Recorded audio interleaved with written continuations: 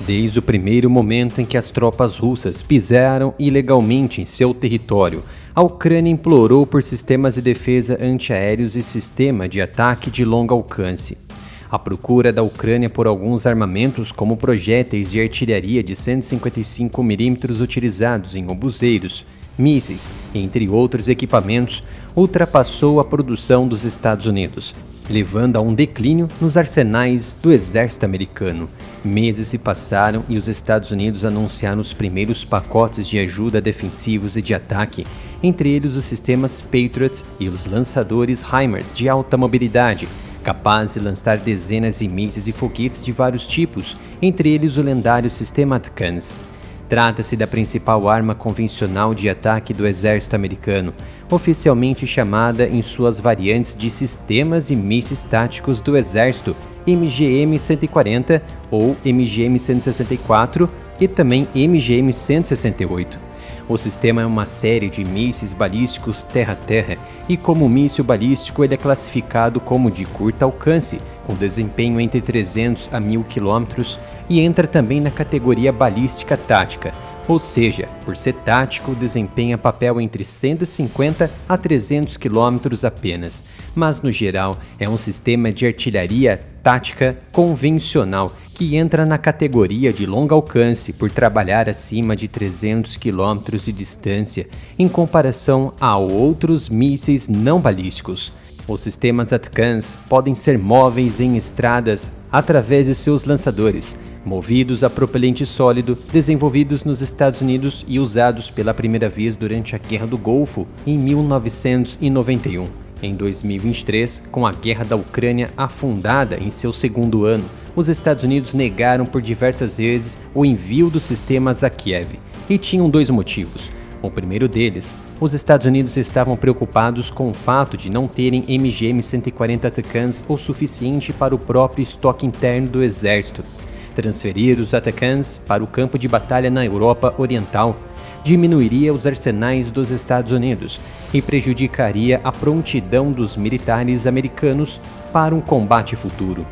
A avaliação que o Pentágono faz dos seus arsenais é informada, em parte, pela quantidade de armas e munições que os planejadores consideram que poderão ser necessárias para enfrentar um inimigo.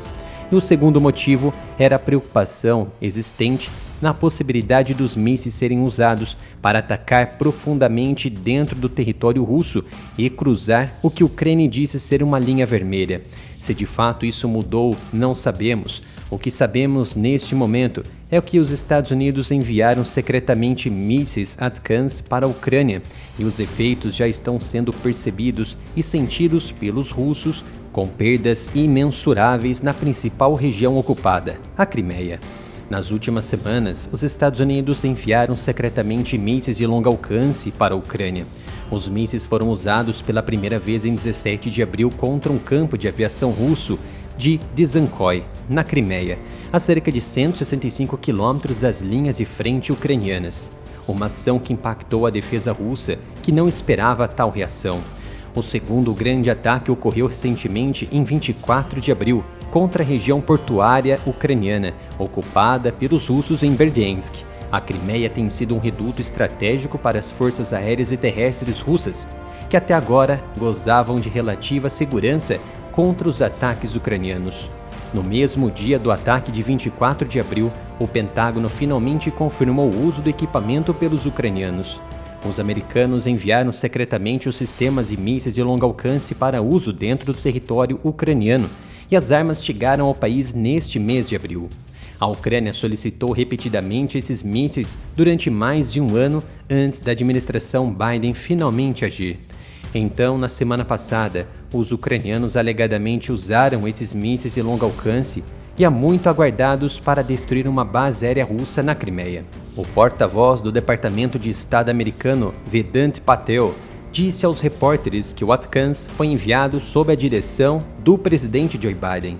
O Kremlin disse em 25 de abril que as entregas de sistemas e mísseis táticos do exército de longo alcance para a Ucrânia não mudariam o resultado da guerra, mas criariam mais problemas para a própria Ucrânia. Os ATACMS são caros, mas entregam grandes benefícios para as tropas ucranianas.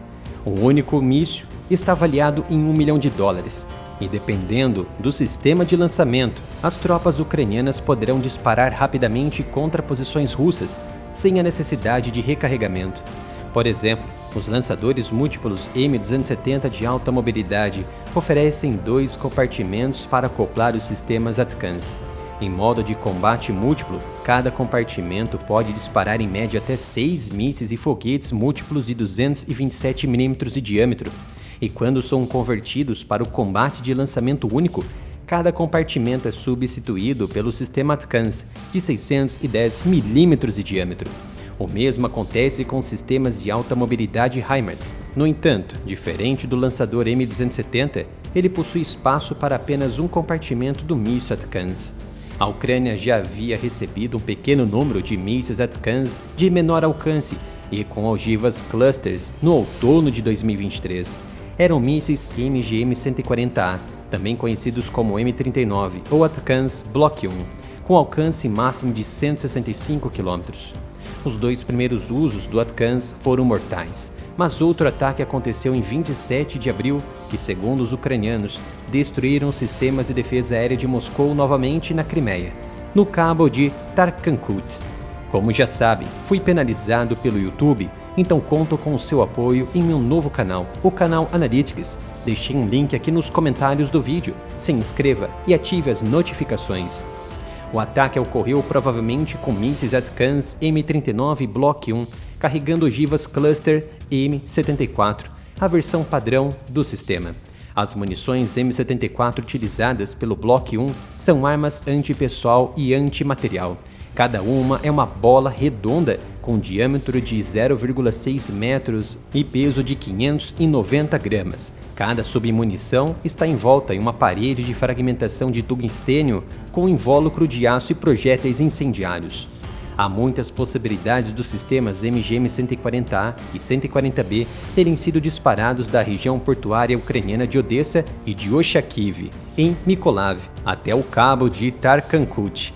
Esse poderia ter sido um ataque a um único alvo de sistema de defesa aérea S-300 ou S-400 na costa noroeste da Península da Crimeia, a partir do qual as explosões dos mísseis detonantes da defesa aérea e do ATACMS foram ouvidas por pessoas nas comunidades fronteiriças.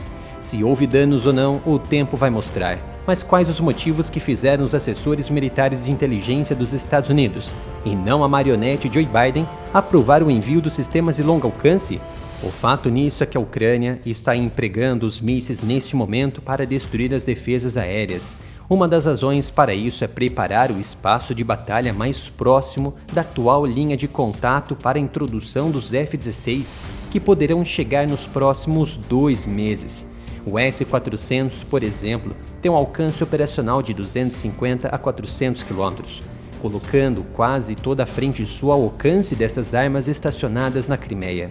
A segunda razão é abrir espaço aéreo sobre a Crimeia para aumentar a eficácia dos ataques com mísseis e drones ucranianos contra alvos militares russos de alto valor, incluindo bases aéreas, bases navais, centros de comando e controle, sistemas de mísseis balísticos baseados em terra, centros logísticos e um punhado de pontes muito importantes. Os sistemas de defesa russo provaram ser muitas vezes ineficientes. Inclusive, os sistemas falharam no Irã após um ataque preciso de mísseis balísticos israelenses do tipo Sparrow. As baixas de radares e lançadores antiaéreos russos na Ucrânia com mísseis ATACMS comprometeram a defesa russa, principalmente na Crimeia, o principal objetivo de conquista da Ucrânia e dos Estados Unidos.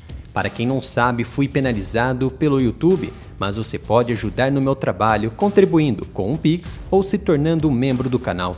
A se tornar membro, assistirá vídeos muito antes de todos e terá seus comentários destacados.